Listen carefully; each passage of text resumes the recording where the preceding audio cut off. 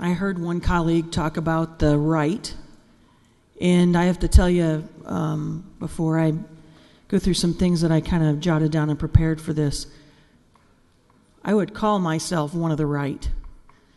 I love my guns, and I love coal, and I love Illinois. So if being right is wrong, I'm going to be far right. Okay? But I can still stand here today and say, also in defense of a governor who came here and has probably worked harder than any governor we've had in decades, has put his own money into what he's doing. So I want us to be careful in how we are talking about the governor and what his intentions are, or what the speaker's intentions are.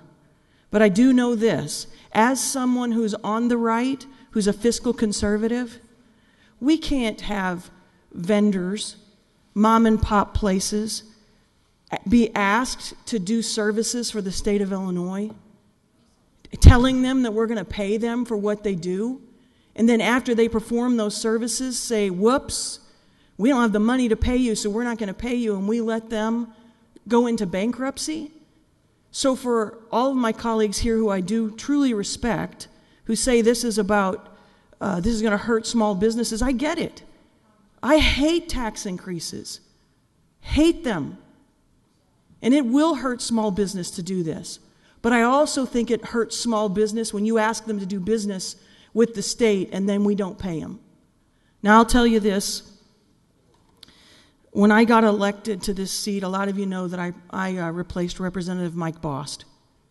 And Mike and I think very much alike. We have a little bit different way of approaching it sometimes, but we do think a lot alike. But on the night that I was sworn in the courthouse in Murfreesboro, Mike took off his legislative pen, and he handed it to me, and he said, "Do us well, Representative."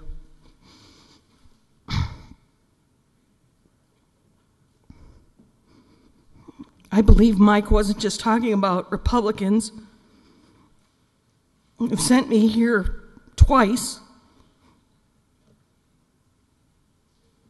I think he was talking about all the people in my district and doing the right thing for them, for taxpayers and for those who maybe are farther right than I am. And every day that I've come here, it's been my wish to do that.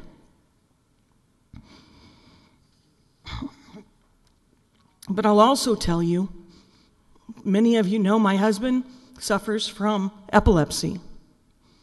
So every time I've had to take a vote, where someone said to me that if I take that vote and that no vote, I don't care about epilepsy, that's not true.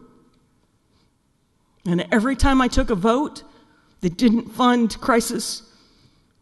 women's crisis centers, as somebody who grew up in a household that had severe domestic violence in it, that's not true. I care about every one of those votes we took. But we must have a balanced budget. And if that means that we have to increase taxes right now to do it, I, like one of my other colleagues, know I'm probably going to get primaried on this. Do I want to raise taxes? Absolutely not.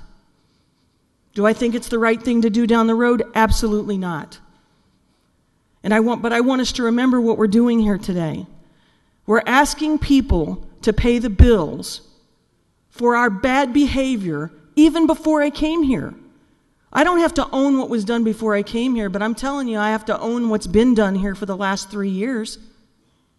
But I do know that one of the things we have been able to do here is this.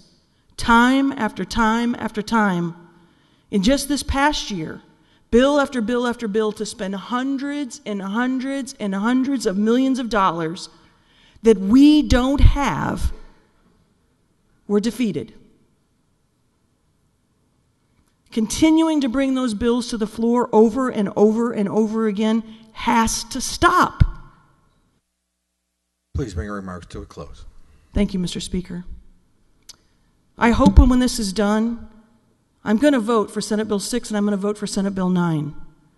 I hope that you will help me to bring my university back to the thriving place that it once was. And I hope you'll help me with coal and oil. We have 100-year reserves in this state. Help me with the things that matter to me. And let's get this state back on the right track. I urge an aye vote.